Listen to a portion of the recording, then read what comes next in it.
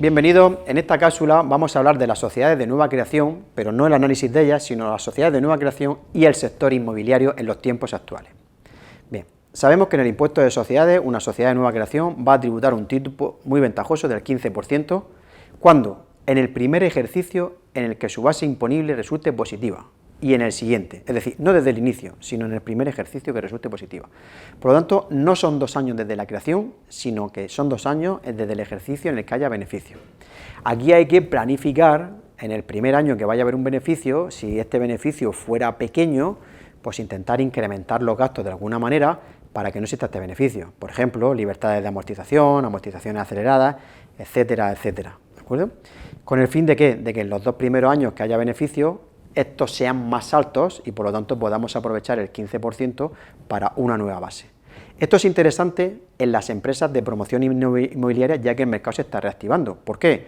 Porque las ventas se producen o los ingresos al final del plazo de 2 o 3 años desde la creación y suelen ser beneficios elevados. Bien. En segundo lugar, este tipo reducido en las empresas, muy genéricamente, no se aplica cuando no se tiene actividad o cuando si la tenía se considera que es una actividad patrimonial, si la actividad económica se hubiera realizado con carácter previo por otras personas o entidades vinculadas. Tercero, cuando la actividad económica hubiera sido ejercida en el año anterior a la constitución de esta sociedad por una persona física que tenga un porcentaje de participación importante, del 50%, o cuarto, cuando esta sociedad pertenezca a un grupo de sociedades.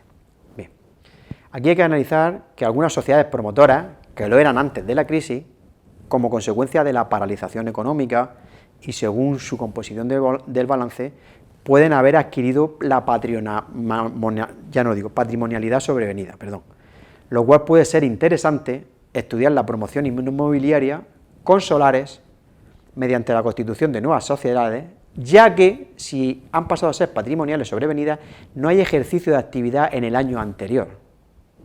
¿De acuerdo? Importante este dato. En estas sociedades nuevas no existe ningún límite sobre la cifra de negocios, ni existe tampoco ninguna cifra mínima sobre el número de empleados. No obstante, si la cifra de negocios es inferior a 10 millones de euros, pues estas sociedades además pueden beneficiarse de los incentivos de la empresa reducida de dimensión, con una excepción, y es que no pueden aplicar la reserva de nivelación. ¿De acuerdo? Bien. Además, en el impuesto de la renta hay que ponerlo en consonancia. ¿Por qué? Porque los socios de la creación de una sociedad nueva también van a disfrutar en su declaración de la renta de una deducción del 30% de las cantidades satisfechas, no ya no solo dinero, sino de las cantidades satisfechas en la Constitución, con un límite de unos 60.000 euros anuales como base de la deducción. Y además, en el caso de que las personas físicas sean propietarios de los solares, al aportar los solares a la sociedad, van a tener una ganancia que va a estar reducida, van a tributar a tipos del 19 al 23%, por lo menos con la normativa actual.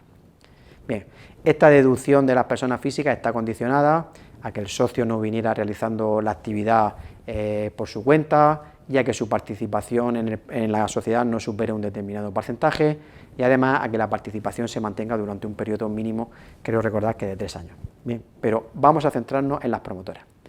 Con estas sociedades de nueva creación, en los tiempos actuales, en los que se está activando el mercado de la vivienda y en los que se está haciendo necesario de nuevo la promoción, es bastante interesante cómo podemos encajarla.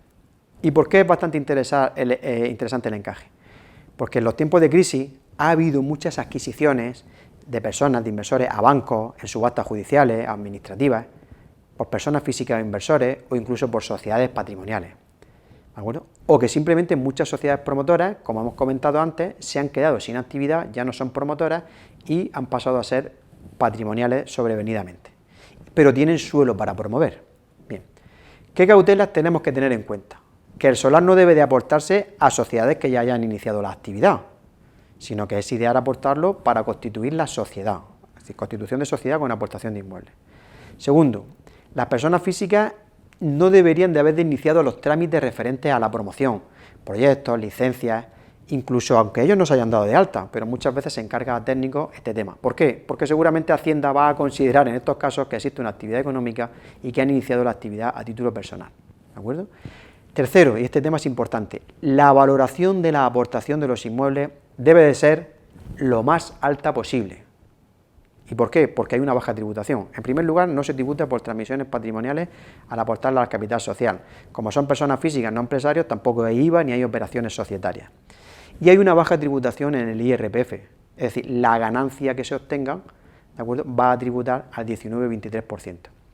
Pero los socios en un futuro pueden recibir liquidez con los beneficios obtenidos de la sociedad, pero por reducción de capital, y lo van a recibir a coste cero. Con la reducción de capital no van a tener tributación, por lo tanto no van a tener que repartir dividendos ni tributar por esto. Y la sociedad, al ser el solar un gasto, si lo hemos aportado elevadamente, pues tendrá menos beneficio por el importe del mismo. Esto es importante, pero también es importante realizar una valoración inmobiliaria, lo más elevada posible. Valoración inmobiliaria de un técnico. ¿Para qué? Para tener la justificación del valor de la aportación. Eso sí, respetando siempre los límites de no incurrir en defraudación fiscal, sino dentro de la planificación y de la optimización fiscal.